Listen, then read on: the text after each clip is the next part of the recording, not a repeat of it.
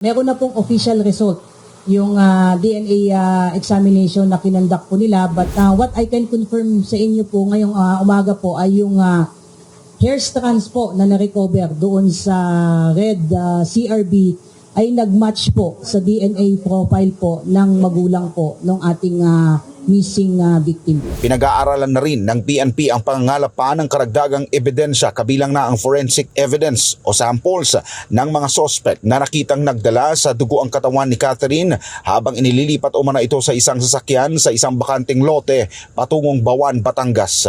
Doon sa statement ng witness na may nakita po sila na dugo ang babae na inililipat. Natapos na ang DNA testing sa ilang buhok na nakuha ng mga eksperto mula sa pulang CRV na pinaglipatan umano kay Catherine Camilon na ilang linggo nang nawawala sa Batangas. Sa gitna naman ng investigasyon, tiniyak ng PNP na gagawin nito ang lahat na maresolba ang kaso sa lalong madaling panahon matapos na napag-alaman na isang police major ang sangkot sa pagkawala ng biktima. Kaya nga po CIDG na ang pinahawak natin sa kaso na ito dahil nga itong si Major Di Castro ay naka-assign sa Police Regional Office 4A.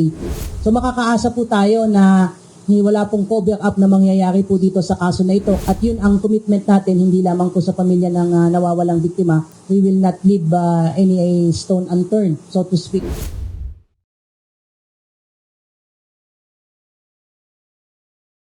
Natapos na ang DNA testing sa ilang buhok na nakuha ng mga eksperto mula sa pulang CRV na pinaglipatan umano kay Catherine Camilon na ilang linggo nang nawawala sa Batangas. Sa panayam ng media sa Campo Crame kay PNP-PIO Chief Police Colonel Jean Fajardo, kinumpirma nito ang pagtutugma ng DNA samples ng biktima at ng kaanak nito. Nabatid na 17 hair strands at patak ng dugo ang nakolekta ng mga eksperto sa naturang sasakyan at agad naman itong isinailalim sa buccal swab collection. Meron na pong official result yung DNA examination na kinandak po nila, but I'm not at liberty po to reveal kung ano po yung laman po nung kanilang findings. But what I can confirm sa inyo po ngayong umaga po ay yung hair strands po na na-recover doon sa red CRB ay nag-match po sa DNA profile po ng magulang po ng ating missing victim po. Ayon sa PNP, malaking tulong ang development na ito sa kaso para sa mabilis na paglutas at pagtukoy sa mga nasa likod ng insidente. Hindi lang basta circumstantial evidence ito, sir, dahil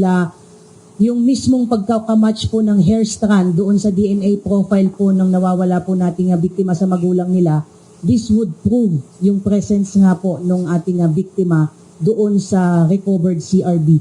Na ito ay magko-corroborate na yung dalawang witness po natin doon sa statement ng witness na may nakita po sila na dugo ang babae na inililipat, then it would give us more credence na yung biktimang nakita po nila ay yung nawawala po nating biktima. Sa katunayan, pinag-aaralan na rin ng PNP ang pangangalap pa ng karagdagang ebidensya kabilang na ang forensic evidence o samples ng mga suspect na nakitang nagdala sa dugo ang katawan ni Catherine habang inililipat umano ito sa isang sasakyan sa isang bakanting lote patungong Bawan, Batangas. As to the other hair strands po, ito po ba ay titignan pa po or i-check pa po nila? Yun naman po ang sabi po nila, na once meron pa po silang kukuha po na other specimen that can be compared dun sa ibang hair strands po, then we have to wait for the final determination po as to the other hair strands po na na-recover po doon. Sa gitna naman ng investigasyon, tiniyak ng PNP na gagawin nito ang lahat na maresolba ang kaso sa lalong madaling panahon, kasabay ng pangakong walang magiging cover-up matapos na napag-alaman na isang police major ang sangkot sa pagkawala ng biktima. Kaya nga po, sir, natin siya in-under restrictive custody to make sure po na habang tumatakbo po itong kaso po na ito ay readily available po siya na sagutin at harapin ito pong kaso na ito. At gumugulong na rin po, sir, yung investigation po ng Regional Internal Affairs Service para naman po doon sa kasong administratibo na isinampa po natin laban sa kanya. So makakaasa po tayo na wala pong cover up na mangyayari po dito sa kaso na ito. Kaya nga po CIDG na ang pinahawak natin sa kaso na ito dahil nga itong si Major Di Castro ay naka-assign sa Police Regional Office 4A. At yun ang commitment natin, hindi lamang po sa pamilya ng nawawalang biktima, kundi sa buong bansa po natin na we will not leave any stone unturned, so to speak.